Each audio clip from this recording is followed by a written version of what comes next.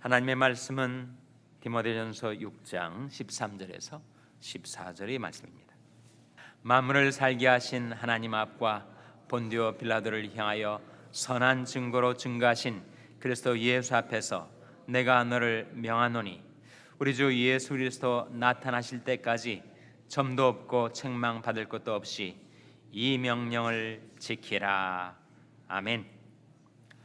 할렐루야. 서로의 평강의 복을 기원하는 마음으로 샬롬 인사 나누시기 바랍니다. 샬롬. 샬롬. 오늘도 금요 새벽 기도에 잘 나오셨습니다. 오늘 저녁 금요 모임이 열려서 우리 영아부 유치부 그리고 유초등부 중고등부 자녀들의 금요 모임이 있게 되겠습니다. 우리 장년부는 오늘부터 금요 찬양 기도회가 재개가 됩니다. 김호수 목사님과 우리 찬양팀이 인도하는 금요 찬양 기도회가 7시 반부터 1시간 동안 열리게 되겠습니다. 오늘 본 말씀 디모데전서 6장 13절 말씀 다시 한번 같이 읽겠습니다. 13절 말씀 시작. 만물을 살게 하신 하나님 앞과 본디오 빌라도를 향하여 선한 증거로 증거하신 그리스도 예수 앞에서 내가 너를 명하노니. 이 말씀의 요점을 드리자면 하나님 앞과 그리스도 예수 앞에서 내가 너를 명하노니 라는 말씀이지요. 이 말씀 속에서 하나님을 어떤 하나님으로 증거하고 있는가? 하나님은 만물을 어떻게 하신 하나님이라고요? 살게 하신 하나님. 하나님이 살아계신 하나님, 창조주 하나님, 생명의 하나님이시기 때문에 하나님께서는 만물을, 그 중에서 만민을, 그 중에서 우리를 살게 하시는 하나님이십니다. 무엇으로 우리를 창조하셨고 무엇으로 우리를 지금도 살게 하시는가? 욥기 33장 4절 말씀에 하나님이 신이 나를 지으셨고 전능자의 기운이 나를 살리시느니라. 하나님께서 성령으로 그 신묘막측하게 우리를 창조하셨고 지금도 성령으로, 성령은 생명의 영이시기 때문에 생명의 성령으로 인하여 우리를 지금도 살려주십니다. 그 성령을 거두어 가시면 어떻게 되는가? 우리는 죽어 본흙으로 돌아갈 수밖에 없는 연약한 인생이죠. 그래서 하나님은 만물을 살게 하신 하나님, 지금도 우리에게 생명을 주시는 하나님, 또 주의 신을 보내어 저를 창조하사 지면을 새롭게 하시나이다. 만물을 창조하신 것도 성령으로, 지금도 만물을 살게 하신 것도 생명의 성령으로 하시는 하나님. 그래서 이 말씀은 하나님이 창조자 하나님이시다, 생명의 주인이시다, 만물의 창조자이신 하나님께서는 지금도 우리를 살게 하시는 하나님이시다. 때가 되면 우리도 우리 인생의 종말에 서게 되면 너희는 돌아가라 하나님께서 명령을 내리시면 우리는 죽어 본흙으로 돌아갈 수밖에 없는 연약한 인생입니다. 그래서 우리는 자존자가 아니라 의존자, 우리는 생명의 하나님을 날마다 의존할 때만 비로소 살아 움직일 수 있는 존재들이죠. 그래서 만물을 살게 하신 하나님, 그 다음에 그리스도 예수 앞에서 우리 주 그리스도 예수를 뭐라고 증거하고 있는가? 13절 말씀에 보시면 본디오 빌라도를 향하여 선한 증거로 증거하신 그리스도 예수 앞에서, 그렇게 묘사하고 있습니다. 왜 본디오 빌라도가 갑자기 튀어나오는가? 왜 사도신경 가운데는 본디오 빌라도가 나오는가? 그것은 우리 주 예수 그리스도의 십자가의 대속 사건이 인류 역사의 중심에 서 있었던 히스토릭 이벤트, 역사적 사건이라는 사실을 내포하고 있습니다. 뿐만 아니라 한 걸음 더 나가서 예수 그리스도는 하나님의 의의 결정체 이신데 세상 죄를 짊어지신 죄덩어리처럼 죄인처럼 죄 많은 인간 재판장 앞에 서셨다라고 하는 사실을 우리에게 상기시켜 주는 거죠. 고린도서 5장 21절 말씀에 하나님이 죄를 알지도 못하신 자로 우리를 대신하여 죄를 삼으신 것은 우리로 저희 안에서 하나님이 의가 되게 하려 하심이라 하는 말씀이 나옵니다. 우리 주 예수님은 죄를 알지 못하셨어요.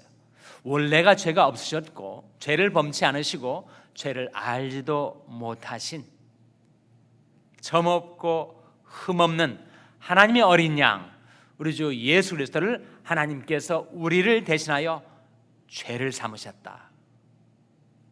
죄인처럼 본디오 빌라도의 법정에 서신 거예요.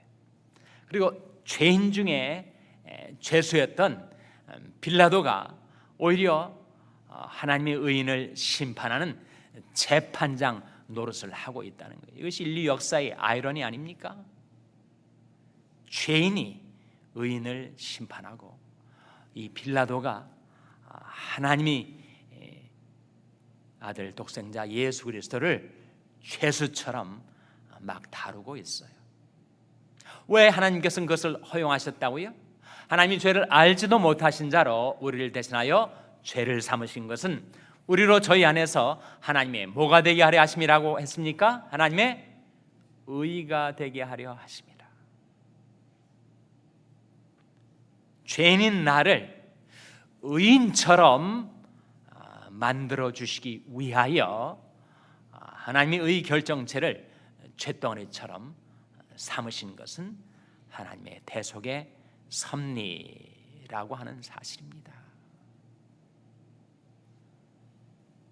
그래서 예수 그리스도는 우리를 대신하여 나를 대신하여 빌라도의 법정 앞에 서셨던 것입니다. 그리고 그 대속의 역사를 통해서 하나님은 죄인인 나를 죄덩어리인 나를 하나님의 의로 바꿔 주신 것입니다. The Holy Exchange, 거룩한 치환, 거룩한 교환이 십자가상에서 이루어져서 예수 그리스도에게 있는 하나님의 의는 내게로 옮겨지고 내게 있던 모든 죄는 예수님에게로 옮겨진 사건. 그것이 바로 십자가의 대속 사건 아닙니까? 바로 그것을 우리에게 상기시켜주고 있는 말씀이에요. 그래서 만물을 살게 하신 하나님 앞과 본디오 빌라도를 향하여 선한 증거로 증거하신 그리스도 예수 앞에서 내가 너를 명하노니, 바울은 디모데에게 하나님 앞과 그리스도 예수 앞에서 너를 명한다 라고 말하고 있는 것이죠. 마찬가지로 오늘 하나님의 말씀은 하나님 앞과 그리스도 예수 앞에서 우리에게 명하고 계십니다. 뭐라고 명하시는가? 14절 말씀이죠. 같이 읽겠습니다. 시작. 우리 주 예수 그리스도 나타나실 때까지 점도 없고 책망받을 것도 없이 이 명령을 지키라. 이 명령을 지키라.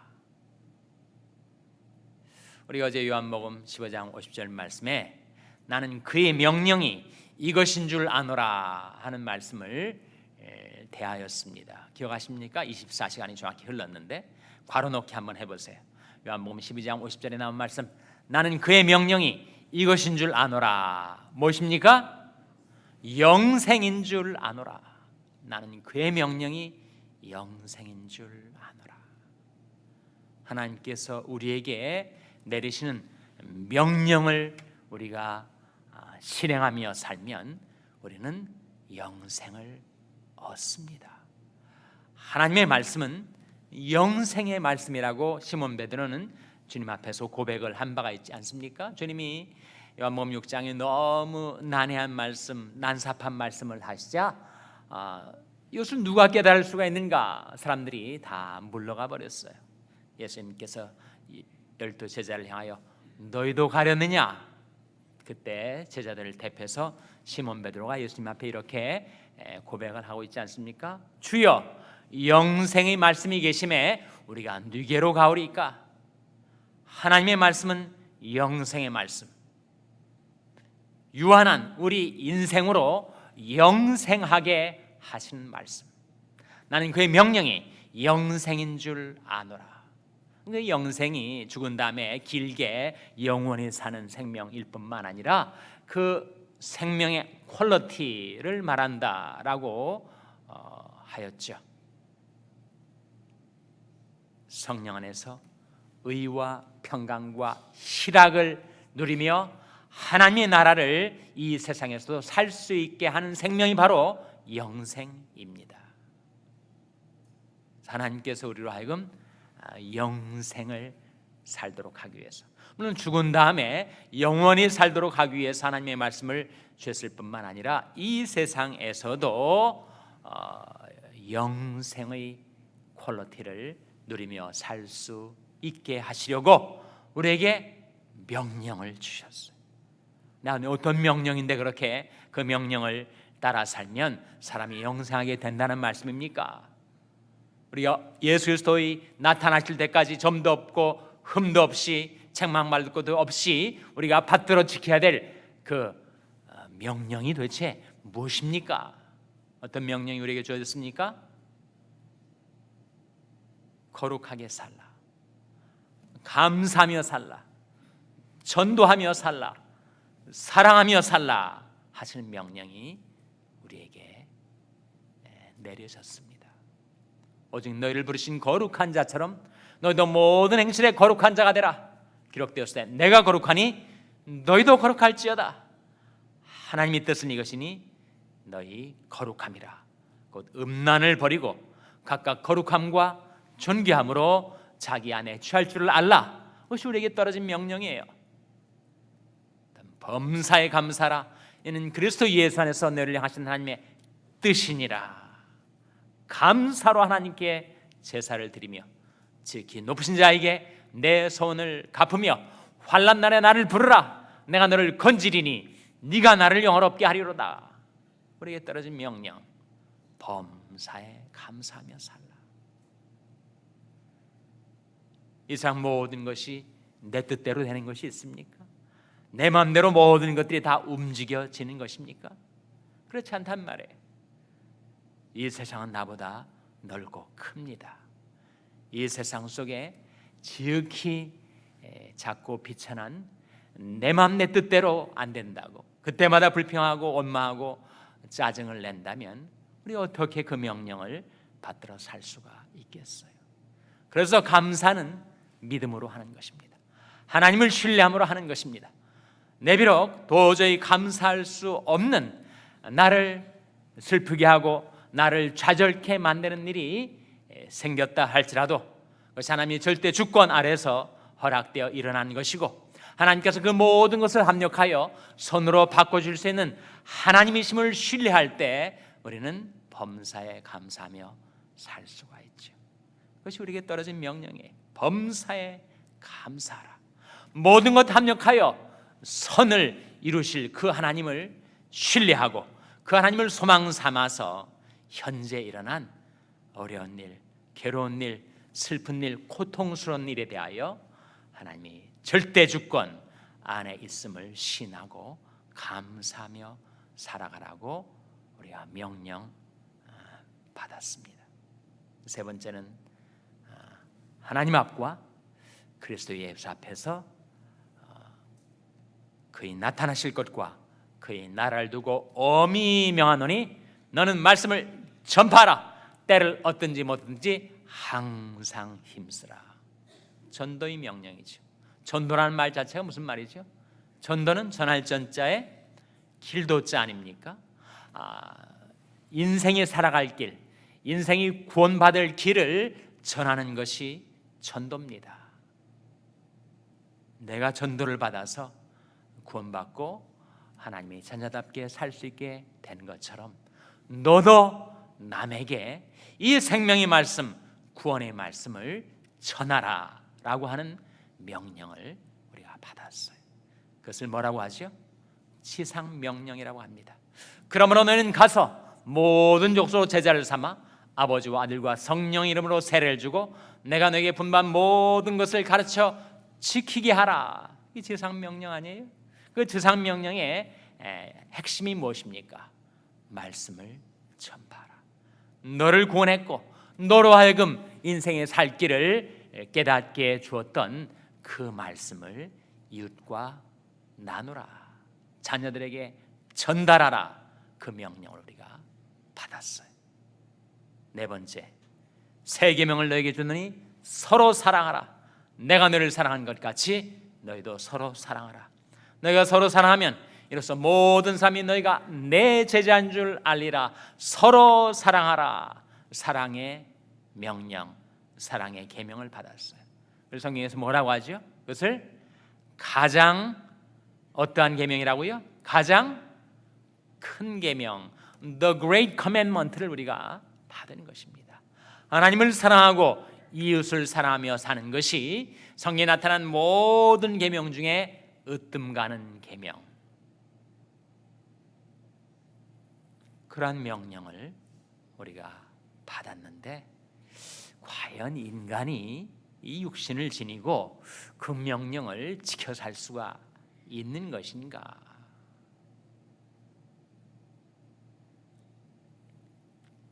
경험칙상 우리가 지금까지 살아오면서 많은 실패와 좌절을 경험했습니다.